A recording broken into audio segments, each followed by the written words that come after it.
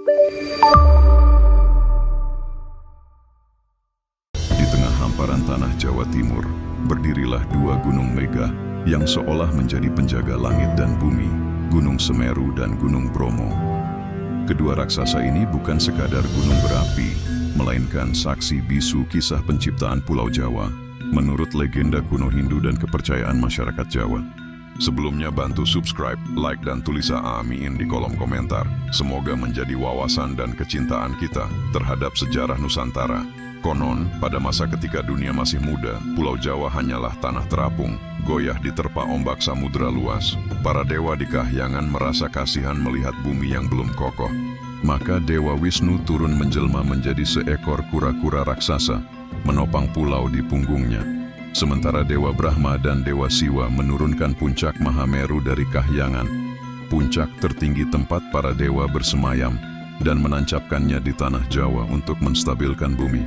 Namun ketika gunung itu dipindahkan, bumi berguncang hebat.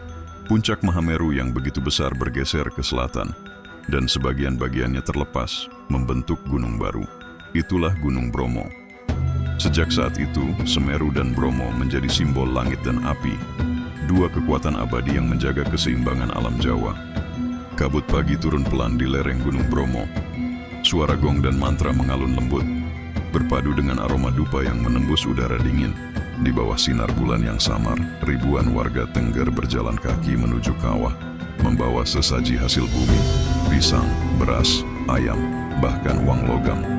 Semua itu akan mereka lemparkan ke perut gunung yang berapi. Inilah upacara Yatnya Kasada, ritual sakral yang telah dilakukan selama berabad-abad sejak masa Roro Anteng dan Joko Seger. Namun, di balik ritual yang penuh doa itu, tersimpan kutukan lama, sebuah janji berdarah yang belum sepenuhnya tertebus. Konon, ketika Raden Kusuma mengorbankan dirinya ke kawah Bromo, sebagian jiwanya tak pernah benar-benar lenyap. Api gunung menyambutnya, tapi juga menjebaknya di antara dua alam, dunia manusia dan dunia para dewa. Masyarakat Tengger percaya bahwa jiwa Raden Kusuma masih hidup di kawah itu, mengawasi setiap upacara kasada, dan menilai apakah manusia masih memegang janji leluhur. Setiap tahun, tepat di bulan Purnama Kasada, suara aneh sering terdengar di sekitar kawah. Suara seperti anak kecil memanggil ibunya, samar, terhempas angin malam. Ibu, ayah, bagi masyarakat Tengger itu bukan sekadar gema. Itu adalah panggilan Raden Kusuma mengingatkan manusia untuk tak melupakan pengorbanannya. Namun ada cerita kelam yang jarang dibicarakan. Suatu ketika, seorang pria muda dari luar Tengger datang untuk menantang tradisi. Ia menganggap ritual kasada hanyalah takhayul. Di malam puncak upacara, ia dengan sengaja mengolok-olok doa para tetua dan menendang sesajen ke tanah. Beberapa hari kemudian, pria itu ditemukan pingsan di tepi kawah. Tubuhnya terbakar ringan, bibirnya komat kamit menyebut nama Raden Kusuma. Sejak hari itu, tak ada lagi yang berani meremehkan kekuatan Bromo. Bagi masyarakat setempat, Gunung Bromo adalah makhluk hidup. Ia punya hati, punya amarah, dan punya kenangan. Setiap getaran kecil yang terasa di tanah dianggap sebagai bisikan arwah Raden Kusuma yang gelisah. Para dukun Tengger percaya jika ritual kasada suatu tahun tidak dilakukan dengan benar, maka Bromo akan meletus lebih dahsyat dari biasanya. Dan nyatanya sejarah mencatat, letusan besar Bromo seringkali terjadi tak lama setelah ritual kasada terganggu oleh cuaca ekstrem atau kesalahan prosesi. Bagi orang modern, itu mungkin hanya kebetulan. Tapi bagi warga Tengger, itu adalah peringatan suci. Namun, di balik kisah spiritual itu, ada pula makna filosofis yang dalam. Ritual kasada bukan hanya tentang sesaji atau pengorbanan, tapi tentang rasa syukur dan keseimbangan. Manusia hidup dari tanah dan api gunung, maka sudah sepantasnya mereka memberi kembali kepada alam. Setiap hasil panen, setiap hewan ternak, dianggap sebagai anugerah dari Bromo, dan sebagian darinya harus dikembalikan. Di tengah lautan pasir, para pendeta Tengger berdiri tegap menghadap kawah, memejamkan mata, dan mengucapkan mantra purba. Om Brahma Swaha, Om Agni Swaha, Om Semeru Mahameru, Rahayu Jagat Kabeh. Sebuah doa yang berarti, kepada Sang Dewa Api, kepada Gunung Agung penjaga dunia, semoga seluruh alam mendapat keselamatan. Saat itu, api Bromo memantulkan cahaya jingga di langit. Kabut menari seperti asap dupa. Dan masyarakat percaya, untuk sesaat, Dewa Brahma dan arwah Raden Kusuma hadir di antara mereka, menerima persembahan dengan penuh restu. Setelah upacara berakhir, malam kembali sunyi. Hanya terdengar desis angin dan aroma belerang. Tapi di kejauhan, beberapa orang bersumpah melihat bayangan anak muda berpakaian putih berdiri di tepi kawah, menatap ke arah lembah. Senyum tipis menghiasi wajahnya sebelum ia lenyap di telan kabut. Itulah tanda bahwa Raden Kusuma masih menjaga rakyat Tengger, memastikan keseimbangan antara api dan manusia tetap terjaga. Sebab di tanah ini, pengorbanan bukan sekadar kisah masa lalu, melainkan janji yang abadi. Kabut tipis menyelimuti punggung Gunung Semeru. Di kejauhan, matahari terbit perlahan, menyingkap lautan awan yang berwarna keemasan. Namun bagi para pendaki dan masyarakat Jawa kuno, Semeru bukan sekadar gunung. Ia adalah Mahameru, gunung suci, puncak dunia tempat bersemayamnya para dewa. Menurut legenda Hindu kuno, Gunung Semeru adalah potongan dari Gunung Meru di India, yang dibawa oleh para dewa untuk menstabilkan tanah Jawa yang kala itu berguncang. Dewa Wisnu menjelma menjadi kura-kura raksasa sebagai penopang bumi, sementara Dewa Brahma menanamkan Meru di tengah tanah Nusantara. Dari sanalah muncul gunung tertinggi di Pulau Jawa, Semeru, atau yang disebut juga Mahameru, pusat spiritual dunia. Namun kisah itu tak berhenti pada mitos penciptaan. Di balik keindahan alamnya, Semeru menyimpan misteri yang tak bisa dijelaskan logika manusia. Banyak pendaki yang bersumpah melihat sosok bayangan putih menuntun mereka di tengah kabut tebal, lalu menghilang begitu saja di puncak Mahameru. Yang lain bercerita tentang suara gamelan yang samar terdengar di malam hari, padahal tak ada satupun manusia lain di sekitar mereka. Warga sekitar percaya itu adalah para penunggu Semeru, makhluk suci yang menjaga keseimbangan alam. Mereka tidak suka jika manusia datang dengan niat sombong atau tidak menghormati tempat itu.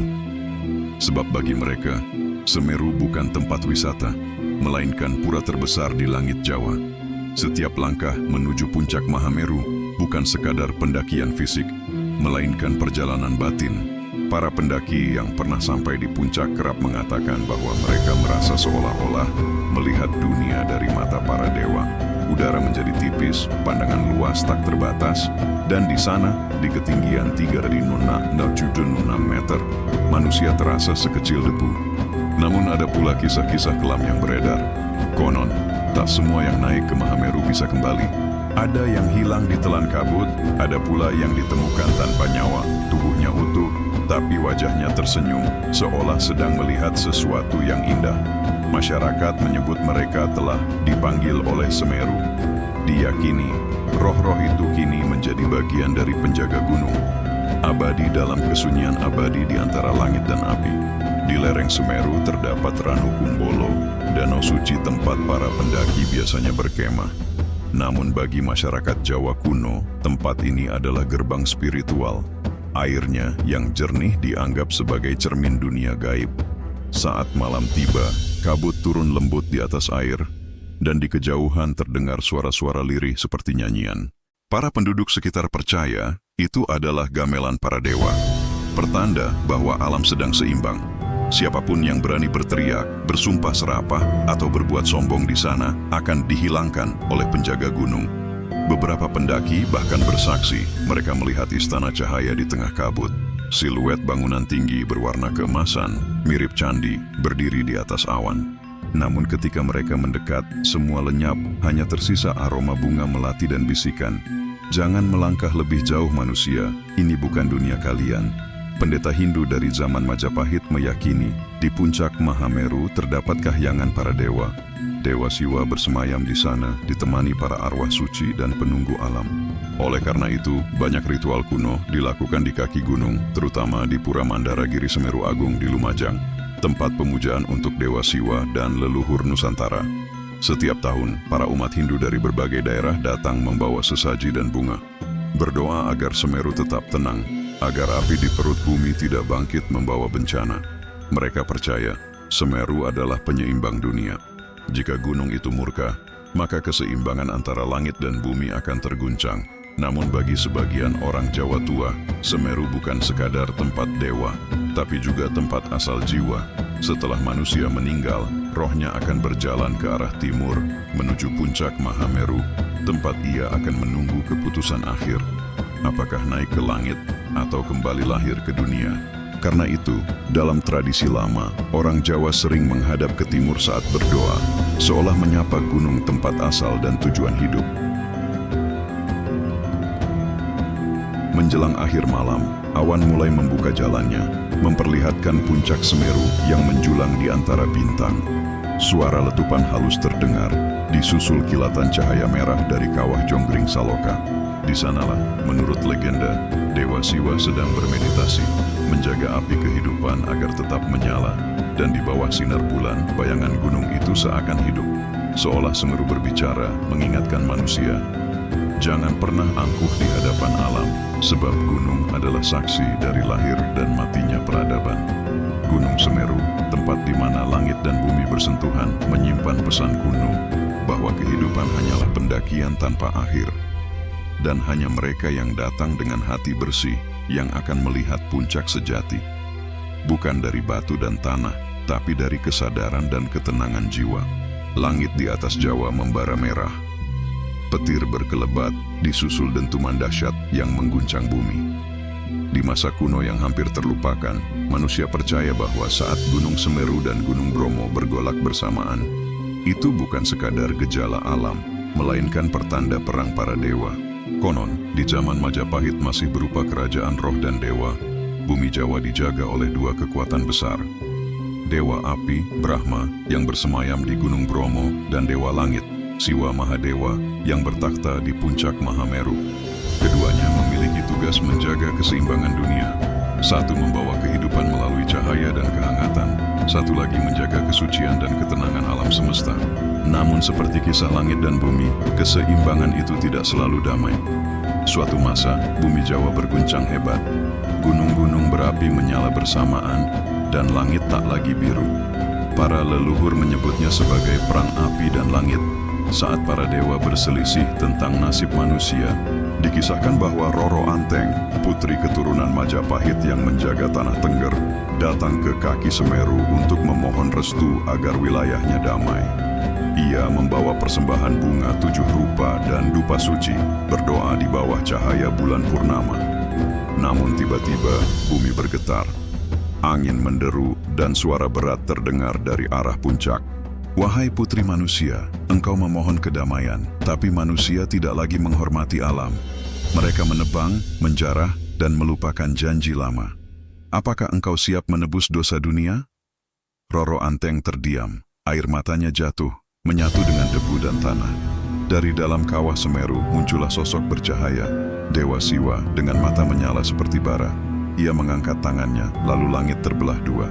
Dari arah tenggara, Bromo menjawab dengan letusan dahsyat. Wahai saudaraku Brahma, kata Siwa, api milikmu terlalu murka. Ia membakar dunia. Dan engkau, jawab Brahma, menyembunyikan manusia dari cahaya, membuat mereka tersesat dalam kesunyian. Maka terjadilah pertarungan para dewa. Gunung Bromo memuntahkan api, sementara Semeru memancarkan cahaya putih dari puncaknya. Lava mengalir seperti naga merah, dan petir menyalak di langit seperti cambuk para raja langit. Roro Anteng dan rakyat Tengger hanya bisa berlutut, berdoa agar dunia tak binasa. Dalam keputusasaan, ia berteriak ke arah langit. Wahai para dewa, jika dunia ini memang harus dibersihkan, biarlah aku dan keturunanku menjadi penebusnya. Tiba-tiba kilat menyambar tanah. Petir itu tak membunuhnya, tapi menandai janji baru, kutukan Semeru.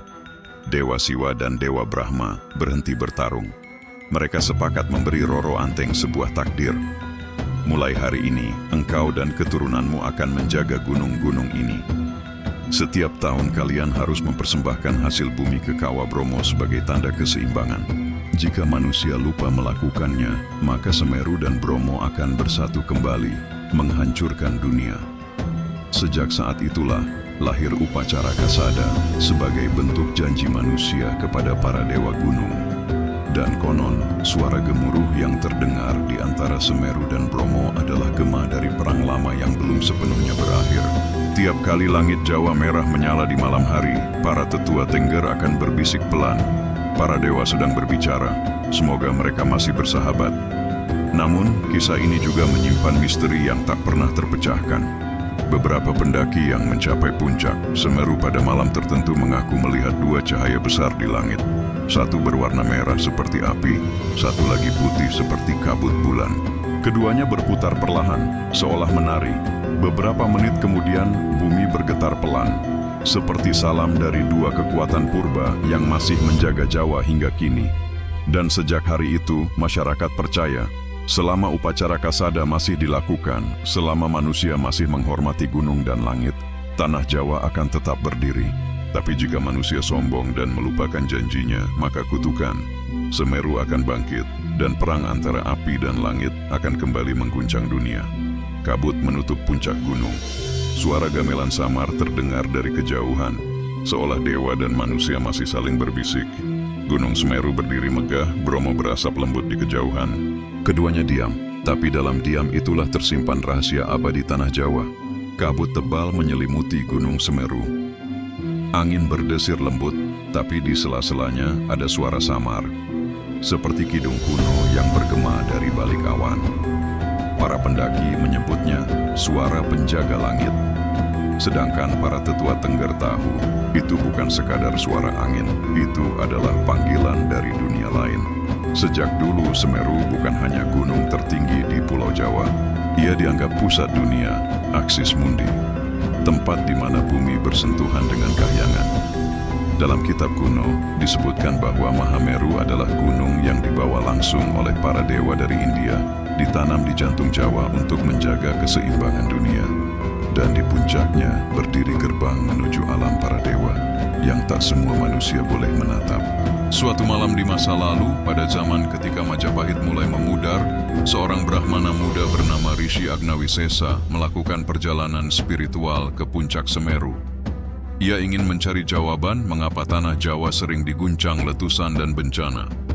Ia berjalan sendirian, membawa dupa dan kitab Weda tua, menapaki jalur yang kini dikenal sebagai Arkopodo. Ketika ia sampai di atas awan, tiba-tiba langit terbelah dua. Petir menyambar tanpa suara, dan muncul dua arca besar yang berdiri tegak menghadap timur. Dari kejauhan, arca itu tampak hidup. Matanya berkilat, dan dari mulutnya keluar uap putih. Rishi Agnawisesa bersujud, berdoa dalam hati, "Wahai penjaga Mahameru, izinkan aku memahami rahasia langit." Namun angin berhembus kencang, dan suara berat menjawab dari langit, "Manusia tak seharusnya tahu segalanya. Langit punya rahasia, bumi punya batas. Yang melanggar akan hilang tanpa jejak."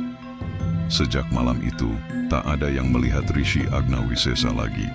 Tapi di dekat kawah Jonggring Saloko, ditemukan kitab tuanya, terbuka di halaman yang bertuliskan, "Di antara langit dan bumi, ada jalan cahaya.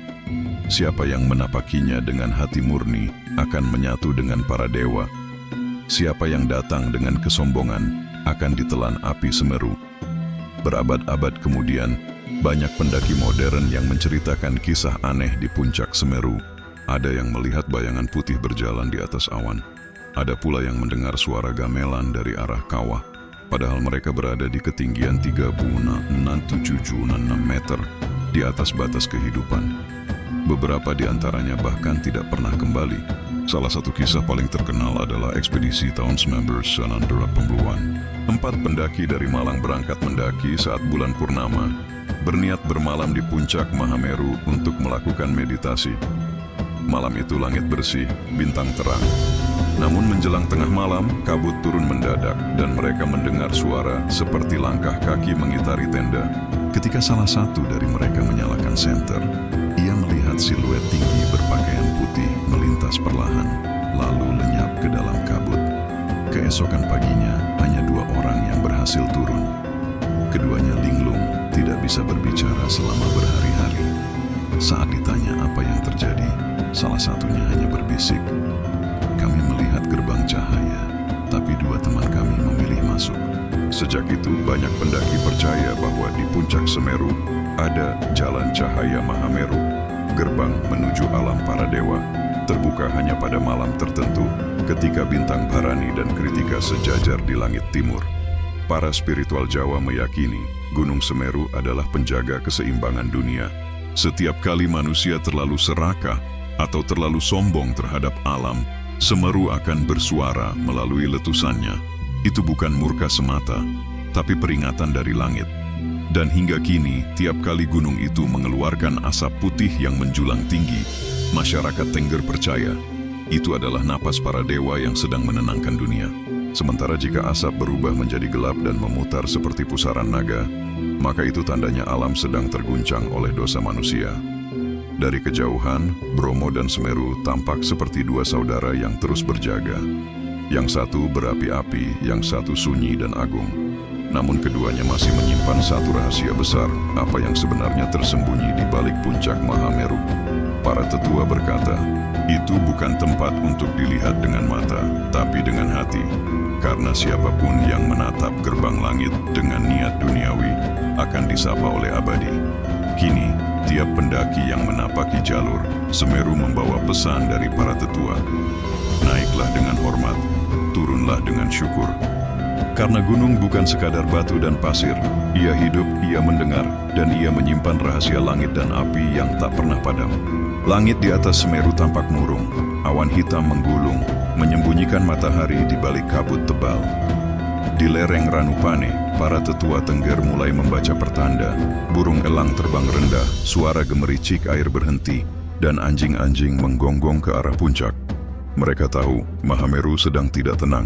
Dalam kepercayaan kuno Jawa, setiap gunung besar dijaga oleh roh agung atau dewa pelindung. Semeru, gunung tertinggi, dijaga oleh sosok yang disebut Sang Hyang Mahadewa, putra tertua dari penjaga langit yang ditugaskan memelihara keseimbangan antara bumi dan kahyangan. Ia dikenal sebagai sosok yang adil, namun ketika manusia melanggar batas, murkanya lebih dahsyat daripada ribuan petir. Kisah murka itu bermula ratusan tahun lalu, ketika kerajaan Majapahit tengah berada di ambang kehancuran. Sang raja, yang haus kekuasaan, memerintahkan para Brahmana untuk memindahkan energi Semeru demi memperkuat istana Majapahit. Ia percaya, dengan menguasai kekuatan Mahameru, ia akan menjadi penguasa sejati di antara manusia dan dewa. Upacara besar pun dilakukan di kaki gunung. 1000 dupa dibakar, 100 genta dibunyikan, dan mantra kuno dilantunkan hingga langit bergetar. Namun, apa yang mereka panggil bukan berkah, melainkan amukan. Tanah berguncang, awan panas menyapu lembah. Dari puncak kawah muncul cahaya merah menyala, menyerupai sosok raksasa bertubuh api. Suara berat bergema di seluruh penjuru lereng. Kalian telah mencuri dari langit. Kalian memaksa yang suci untuk tunduk. Maka lihatlah, bumi akan menelan kesombongan kalian. Letusan besar mengguncang malam itu. Konon, ribuan prajurit hilang tertelan bumi, dan istana Majapahit diterpa angin panas yang datang dari arah timur. Sejak saat itu, masyarakat sekitar percaya bahwa Mahadewa Semeru telah mengutuk siapapun yang mencoba mengambil kekuatannya. Berabad-abad berlalu, tapi murka itu belum sepenuhnya padam. Setiap kali manusia mencoba menantang batas, menggali, menambang, atau mencemari lereng Semeru, gunung itu kembali bergolak. Seakan mengingatkan, aku tidak butuh disembah, aku hanya ingin dihormati. Ada kisah nyata dari tahun 2002, sebuah tim ekspedisi ilmiah mencoba meneliti kawah Jonggring Saloko dengan membawa alat bor untuk mengambil sampel lava aktif. Hari pertama berjalan lancar, namun pada malam kedua, badai muncul tiba-tiba. Kabut tebal turun, dan salah satu anggota tim, seorang geolog muda, menghilang tanpa jejak. Ketika tim pencari menemukan tenda mereka, semua peralatan masih utuh, tapi buku catatan si geolog terbuka di halaman terakhir dengan tulisan terburu-buru. Dia marah, api di langit hidup, aku harus pergi. Sejak kejadian itu, penelitian di kawah aktif Semeru dihentikan sementara. Para pendaki dan peneliti pun mulai membawa sesajen kecil, bunga 7 rupa dan air suci, sebelum memulai pendakian, bukan sebagai ritual mistik, tapi simbol penghormatan. Tetua Tengger menceritakan legenda bahwa para penjaga langit, roh-roh suci yang dulu menjadi pengawal Sang Hyang Mahadewa, masih berdiam di lereng Semeru. Mereka menjaga batas dunia agar tak saling tumpang tindih. Namun ketika manusia serakah dan merusak keseimbangan, para penjaga itu berubah bentuk menjadi badai, hujan batu dan awan panas. Mereka tidak ingin membunuh, tapi mengingatkan. Di sisi lain Bromo, saudara Semeru yang dijaga oleh Dewa Brahma, hanya bisa menyala hening. Letusannya adalah doa, bukan amarah. Namun jika Semeru bersuara, seluruh alam ikut bergetar, seolah langit dan bumi sedang berdialog dalam kemarahan suci. Hingga kini setiap upacara Kasada Tengger dilakukan dengan penuh khidmat. Masyarakat membawa hasil bumi ke kawah Bromo dan berdoa agar Semeru tetap damai. Mereka percaya setiap bunga yang dilemparkan ke kawah bukan hanya untuk para leluhur, tapi juga persembahan bagi penjaga langit, agar murkanya tak kembali membakar dunia. Dan setiap kali mereka menunduk di bawah cahaya bulan, mereka berbisik dengan nada penuh hormat, "Ampunilah kami, wahai sang penjaga langit. Kami datang bukan untuk menantang, tapi untuk mengingat siapa kami di hadapan-Mu." Namun jauh di balik awan dan batu hitam Mahameru, legenda menyebut satu hal yang belum pernah diceritakan. Ada gerbang rahasia di bawah kawah Jonggring Saloko, tempat roh para penjaga berkumpul, dan manusia pertama Jawa disucikan oleh api langit. Dan konon gerbang itu akan terbuka lagi ketika manusia melupakan asalnya. Kabut tebal menggulung di lereng puncak Semeru. Angin berhembus seperti bisikan ribuan roh yang tak terlihat. Malam itu bulan tertutup awan hitam, hanya sesekali menampakkan sinar pucat yang jatuh di bebatuan cadas. Di tengah kegelapan itu, seorang pendeta tua bernama Resi Wintang Jagat mendaki sendirian. Ia membawa obor kecil dan kitab lontar yang sudah lapuk. Tujuannya bukan untuk mendaki, tapi untuk mencari gerbang Jonggring Saloko, tempat yang hanya disebut dalam doa-doa kuno. Menurut naskah peninggalan Majapahit, Jonggring Saloko bukan sekadar kawah Semeru. Ia adalah pintu perbatasan antara dunia manusia dan kahyangan, tempat di mana roh suci dan kutukan api bersatu. Orang-orang percaya, di sanalah Dewa Mahadewa bersemayam, bersama para penjaga langit yang disebut Manikmaya dan Raksasa Api, makhluk bercahaya yang menjaga keseimbangan dunia. Resi Wintang berjalan dengan langkah berat, tapi matanya mantap. Ia pernah bermimpi 3 malam berturut-turut. Gunung ini memanggilnya. Dalam mimpinya, ia melihat api biru menari di atas kabut, dan suara berat berkata, "Kau yang terakhir dari garis suci, datanglah. Kembalikan nama kami ke dunia yang telah lupa." Ketika tiba di tepian kawah, Resi Wintang menancapkan tongkatnya dan membaca mantra kuno. Suara angin mendadak berubah seperti nyanyian halus. Bebatuan di sekitarnya bergetar dan cahaya biru mulai muncul dari dalam kawah. Dari situ muncul lingkaran cahaya berbentuk spiral seperti pusaran yang hidup. Itulah gerbang Jonggring Saloko. Konon gerbang itu hanya terbuka ketika bumi dan langit berselisih, saat manusia terlalu sombong dan para dewa terlalu murka. Gerbang itu menjadi titik temu 2 kekuatan besar, api dan udara, roh dan materi, langit dan neraka. Resi Wintang melangkah ke tepi pusaran itu. Ia melihat bayangan-bayangan besar berkelebat di dalam, seperti sosok manusia raksasa tetapi berwajah hewan. Ada yang bermata menyala merah, ada yang bermahkota cahaya. Salah satu dari mereka mendekat dan berbicara dengan suara berat yang menggema di seluruh kawah. "Manusia, kenapa kalian lupa dari mana kalian datang?" Resi Wintang menunduk. Suaranya bergetar. "Kami lupa karena keserakahan kami, wahai penjaga langit. Aku datang untuk mengembalikan kesucian nama kalian." Sosok bercahaya itu diam lama, lalu berkata lirih, "Jika begitu, kau akan melihat kebenaran, tapi kau tidak akan kembali sama." Begitu kata-kata itu diucapkan, pusaran cahaya meledak terang. Resi Wintang jatuh ke dalamnya. Ia merasa seperti melayang di antara waktu, melihat masa lalu, masa kini, dan masa depan bercampur jadi satu. Ia melihat Majapahit runtuh, kolonial datang, dan tanah Jawa terbakar perang. Namun di tengah semua itu, ada satu cahaya putih yang tidak padam, simbol roh Jawa yang abadi. Dalam pusaran itu pula, Resi Wintang melihat rahasia besar, bahwa Semeru dan Bromo bukan sekadar gunung. Mereka adalah penjaga 2 gerbang dunia. Bromo menjaga dunia manusia dengan doa dan persembahan. sementara Semeru menjaga dunia roh dengan api dan keheningan. Ketika Resi Wintang tersadar, ia sudah berada di bawah pohon cemara di Ranu Kumbolo. Obornya padam, tapi kitab lontarnya berubah warna menjadi keemasan. Di halaman terakhir tertulis tulisan yang belum pernah ia lihat. Gerbang telah terbuka, penjaga telah kembali, tapi dunia belum siap untuk mendengar. Berita penemuan itu menyebar ke seluruh penjuru Jawa Timur. Para pendaki mulai melaporkan kejadian aneh. Cahaya biru di puncak malam hari, gema gamelan samar di angin, bahkan bayangan orang-orang berpakaian putih di sekitar kawah.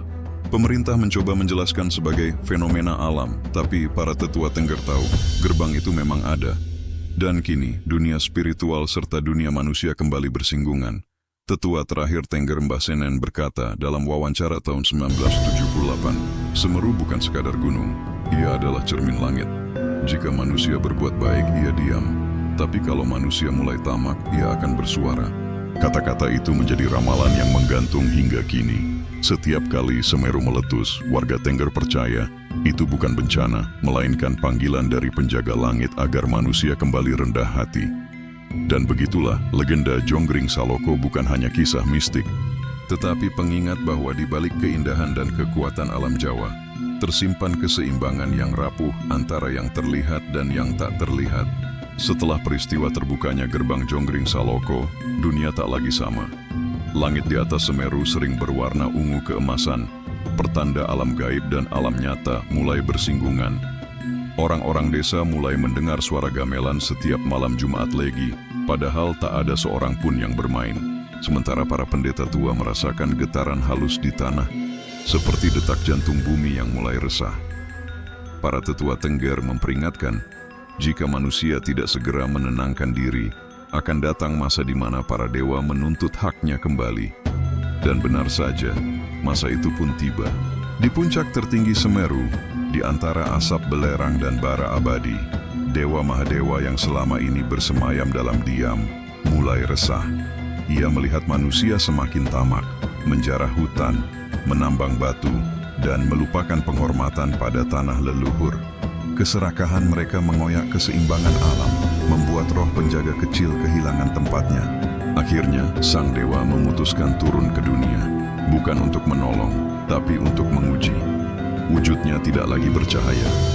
Ia datang dalam bentuk seorang kakek tua berpakaian lusuh, berjalan di antara desa-desa Tengger. Ia mengetuk pintu setiap rumah, meminta segelas air dan sejumput nasi. Banyak yang menolak, menganggapnya gila. Tapi di sebuah rumah kecil di tepi hutan, seorang wanita tua bernama Nyai Prawita mempersilakan dia masuk, memberi makanan, dan menunduk hormat. Sang kakek tersenyum dan berkata, "Kau satu dari 1000 yang masih ingat cara menghormati bumi. Aku akan memberi tanda untuk keturunanmu." Keesokan paginya, rumah Nyai Prawita terbakar oleh petir yang turun tiba-tiba dari langit. Namun dari abu itu tumbuh bunga berwarna emas, tak layu, tak terbakar. Sejak hari itu, desa tempatnya tinggal selalu selamat dari lahar Semeru. Orang percaya bunga itu adalah simbol perjanjian antara manusia dan dewa. Tapi sayangnya, tidak semua manusia bisa menerima hal itu. Beberapa pemuka dari kerajaan di Timur Jawa menganggap Semeru hanyalah sumber kekuatan alam, bukan kekuatan ilahi. Mereka ingin mengambil inti api Semeru untuk dijadikan sumber senjata sakti, agar bisa menaklukkan kerajaan-kerajaan lain. Maka, dengan sombong, mereka mengirim pasukan menuju puncak. Para prajurit membawa peralatan besi dan mantra sihir, namun saat mencapai lereng Jonggring Saloko, langit berubah merah darah. Petir menyambar berulang kali, tanah bergetar, dan suara berat bergema dari dalam kawah. "Kalian datang bukan untuk berdoa, tapi untuk menantang. Maka, biarlah kalian menjadi batu di hadapanku." Seketika, seluruh pasukan membatu, berdiri, membentuk barisan kaku menghadap puncak. Hingga kini, konon di sisi selatan Semeru, ada batu-batu tegak menyerupai manusia. Warga menyebutnya pasukan batu langit, saksi kutukan bagi mereka yang menantang dewa. Namun kisah tak berhenti di situ. Salah satu dari para pemuka yang lolos, Arya Rudra, kembali ke kerajaannya dengan hati dipenuhi dendam. Ia bersumpah akan memanggil roh penjaga bawah tanah, makhluk yang dulunya dibuang oleh para dewa ke dalam perut bumi karena haus kekuasaan. Melalui ritual gelap, ia membangkitkan kekuatan itu, dan dunia mulai bergetar. Ritual itu berlangsung pada malam bulan purnama di bawah bayangan Semeru. Ketika mantra terakhir dilantunkan, tanah terbuka, dan asap hitam naik dari dalam bumi. Dari kegelapan itu muncul sosok bertubuh api, bermata bara, dan bersuara seperti letusan gunung. Kau panggil aku manusia, kini bayarlah dengan rohmu. Arya Rudra tertawa dalam gila. Ambil rohku, asal aku bisa menjatuhkan para dewa. Dan sejak malam itu, bumi Jawa tak lagi tenang. Letusan besar mengguncang Semeru, kilat menyambar terus-menerus selama 7 malam. Orang-orang menyebutnya Minggu Api. Masa di mana gunung-gunung Jawa bersuara serempak, seolah-olah para dewa dan iblis sedang berperang di langit. Dari peperangan itu muncul legenda bahwa satu roh manusia berhasil menembus batas langit, bukan untuk menguasai, tapi untuk menantang. Dan sejak saat itu, Semeru menjadi penjaga neraka dan kahyangan sekaligus. Ia bukan lagi sekadar gunung, melainkan takhta para dewa dan kuburan bagi yang tamak. Hingga kini, setiap kali Semeru mengeluarkan asap tebal dan petir di puncaknya, masyarakat Jawa percaya itu adalah tanda bahwa langit sedang mengingatkan bumi, bahwa manusia harus berhenti berebut takhta dengan dewa. Karena di hadapan gunung suci, kita semua hanyalah debu. Langit di atas Jawa berubah menjadi merah keunguan. Angin berhembus kencang dari timur, membawa bau belerang dan abu yang menyengat. Gunung-gunung di Jawa Timur bergetar satu persatu, dari Arjuno hingga Kelud, seolah menyambut sesuatu yang lebih besar. Perang antara dua saudara penjaga bumi, Semeru dan Bromo. Di balik puncak awan, para roh penjaga berkumpul. Dewa Mahadewa dari Semeru menatap adiknya, Dewa Brahma dari Bromo, dengan mata menyala bagai bara api. Suara Mahadewa bergema dalam dentuman petir, kau terlalu lembut pada manusia Brahma. Mereka telah lupa pada langit dan hanya mengenal keserakahan. Brahma menjawab tenang, namun matanya tak kalah tegas. Kau salah kakakku, manusia memang rapuh, tapi mereka masih punya hati. Murka bukan jalan menuju keseimbangan. Keduanya diam sejenak, lalu bumi mengguncang hebat. Perang para penjaga pun dimulai. Dari puncak Semeru, lidah api menjulur ke langit, menciptakan kilatan merah yang menerangi seluruh pulau Jawa. Di sisi lain, Bromo menjawab dengan letusan asap putih yang membentuk pusaran besar seperti tameng langit. Pertarungan mereka bukan dengan pedang, tapi dengan unsur alam. Api melawan udara, petir melawan kabut, kemarahan melawan kesabaran. Penduduk Tengger yang berada di kaki Bromo melihat pemandangan menakjubkan. Langit tampak seperti terbakar, namun di tengah kobaran api itu muncul dua bayangan raksasa. Satu berwarna merah menyala, satu lagi putih berkilau. Keduanya saling beradu, suaranya menggelegar seperti ribuan guntur bersahutan. Tetua desa bersimpuh sambil memanjatkan doa. Wahai para penjaga langit, hentikan murkamu. Bumi ini terlalu lemah untuk menahan kemarahan kalian. Sementara itu, dari dalam Jonggring Saloko, kawah suci Semeru, muncul energi tak dikenal. Api biru menembus awan, membentuk simbol kuno berbentuk mandala cahaya. Konon, simbol itu adalah tanda terbukanya gerbang Saka Dwipa, portal antara dunia roh dan manusia. Dari sana muncul roh-roh leluhur Jawa, arwah para raja, pendeta, dan prajurit kuno. Mereka tak berpihak pada siapapun, karena tugas mereka hanya satu, menjaga keseimbangan dunia. Salah satu roh tua, bermahkota daun emas, berdiri di antara dua dewa dan berseru, "Cukup sudah pertumpahan api dan udara. Jika kalian terus bertarung, Jawa akan hancur dan manusia akan punah." Namun Mahadewa tak mendengarkan. Ia telah terbakar oleh amarah karena ulah manusia yang terus melanggar batas. Api dari tubuhnya menyala lebih besar, membentuk badai lava yang turun ke lembah. Bromo sang Brahma menahan dengan tiupan angin suci, membuat dua kekuatan itu bertabrakan. Ledakan besar pun terjadi, mengguncang tanah, membelah awan, dan mengubah langit menjadi merah darah. Beberapa hari kemudian, tanah Jawa ditutupi abu. Lembah-lembah berubah menjadi lautan pasir. Namun di tengah kehancuran itu, sesuatu yang aneh terjadi. tanah baru muncul di antara dua gunung, penuh kesuburan dan kehidupan. Dari situlah lahir suku Tengger, yang dipercaya sebagai keturunan manusia pilihan yang diselamatkan oleh Dewa Brahma. Sementara Semeru tetap berdiri gagah, tapi diam, seperti dewa yang sedang menyesali murkanya sendiri.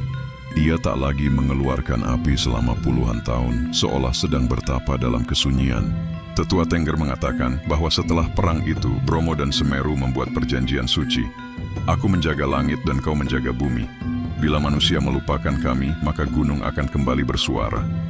Sejak saat itulah, masyarakat Tengger melakukan upacara Yatnya Kasada, ritual persembahan di kawah Bromo untuk menjaga keseimbangan antara manusia, bumi, dan langit. Mereka melemparkan hasil bumi, doa, dan harapan ke dalam kawah agar Semeru tetap damai dan Bromo terus melindungi. Namun legenda berkata, perang itu belum berakhir sepenuhnya. Setiap kali Semeru meletus dan Bromo mengeluarkan asap putih, itu adalah tanda mereka sedang berbicara atau berselisih kembali. Dan jika suatu hari langit Jawa kembali merah seperti darah, mungkin itu pertanda bahwa para dewa telah kehilangan kesabarannya. Sekali lagi, kini setiap pendaki yang mencapai puncak Mahameru akan menemukan keheningan yang aneh. Bukan hening yang kosong, tapi hening yang hidup. Seolah gunung itu mengamati setiap langkah manusia. Dan jika kau cukup berani untuk menutup mata di puncak itu, mungkin kau akan mendengar bisikan halus yang berkata, "Jaga keseimbanganmu, manusia, sebelum kami mengambilnya kembali." Legenda Semeru dan Bromo penuh makna spiritual, rahasia leluhur, dan peringatan bagi manusia modern. Yuk, kita mulai. Langit pagi di atas Jawa Timur tampak bening. Namun di balik keindahan itu, ada suara halus yang hanya bisa didengar oleh mereka yang berhati bersih. Suara yang berasal dari dalam bumi, dari jantung gunung yang telah tidur selama berabad-abad. Gunung Semeru berbisik. Gunung Bromo menjawab dengan embusan asap putihnya. Mereka tak lagi bertarung, tapi berdialog, membicarakan nasib manusia yang semakin jauh dari alam dan leluhurnya. Manusia kini membangun tinggi ke langit, ujar Semeru. Tapi mereka lupa menunduk pada tanah yang menumbuhkan mereka. Mereka mencari cahaya buatan, sahut Bromo, dan melupakan matahari yang telah lama menerangi mereka. Angin membawa percakapan itu turun ke lembah-lembah, menembus desa-desa, dan memasuki mimpi para tetua Tengger. Malam itu, seorang tetua bernama Ki Surono terbangun dengan mata berkaca-kaca. Dalam mimpinya, ia melihat gunung menangis, air mata api yang berubah menjadi cahaya biru. Cahaya itu membentuk tulisan kuno di langit. Keseimbangan akan hilang bila manusia berhenti bersyukur.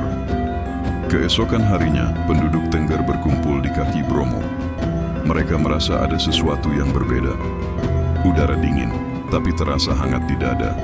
Bromo tidak meletus, namun kawahnya bergetar lembut, seperti jantung yang berdetak. Ki Surono lalu berdiri di tengah upacara kasada. Dengan suara berat ia berkata, "Anak-anakku, dengarlah pesan langit. Gunung bukan hanya batu dan api. Ia hidup, ia bernafas, dan ia menyimpan doa leluhurmu. Jika kalian mencemari air, menebang hutan, dan lupa bersyukur, maka gunung akan kembali berbicara. Bukan dengan kata-kata, tapi dengan amarah." Suasana hening. Semua orang menunduk. Hanya suara angin yang bersiul, seolah menyetujui ucapan sang tetua. Malamnya, langit penuh bintang. Di puncak Semeru, seorang pendaki muda bernama Raka duduk sendirian. Ia datang bukan untuk menaklukkan gunung, tapi untuk mencari makna hidup. Dalam diam, ia menutup mata dan berdoa, "Wahai gunung yang agung, ajarkan aku arti ketenangan." Tiba-tiba angin berhembus lembut. Ia mendengar suara lirih, tidak dari luar, tapi dari dalam dirinya. Tenang bukan berarti diam, anak muda. Tenang berarti selaras. Selaras dengan bumi, dengan langit, dan dengan hatimu sendiri. Air mata Raka menetes. Ia mengerti. Gunung tidak sedang berbicara padanya, tapi menyadarkannya. Di waktu yang sama, di bawah sana, warga Tengger menatap ke langit. Mereka melihat dua cahaya menyatu di puncak gunung. Satu merah, satu putih. Itu pertanda Semeru dan Bromo telah berdamai. Mereka tak lagi memerangi manusia, tapi menunggu apakah manusia masih ingat caranya bersyukur. Beberapa hari kemudian, hujan turun dengan lembut, membasuh debu dan abu yang menutupi lereng gunung. Tanah yang kering kembali subur, bunga edelweiss bermekaran, dan udara menjadi segar. Ki Surono tersenyum, lalu berbisik pelan, "Inilah berkah dari langit Jawa. Selama manusia masih menjaga alam, gunung akan terus menjaga mereka." Dan sejak saat itu, masyarakat Tengger menjaga pesan itu turun-temurun. Mereka hidup sederhana, bersahabat dengan alam, dan selalu mempersembahkan doa kepada Semeru dan Bromo. Karena mereka tahu, gunung bukan hanya tempat tinggi di bumi, tapi jembatan antara manusia dan langit. Legenda ini bukan sekadar cerita lama, tapi cermin bagi kita hari ini. Ketika manusia mulai lupa pada keseimbangan, gunung akan mengingatkan dengan caranya sendiri. Dan mungkin di setiap gemuruh petir, desiran angin, atau letusan kecil gunung, ada suara halus yang masih berbisik. Ingatlah asalmu dan jaga dunia yang pernah memberimu kehidupan.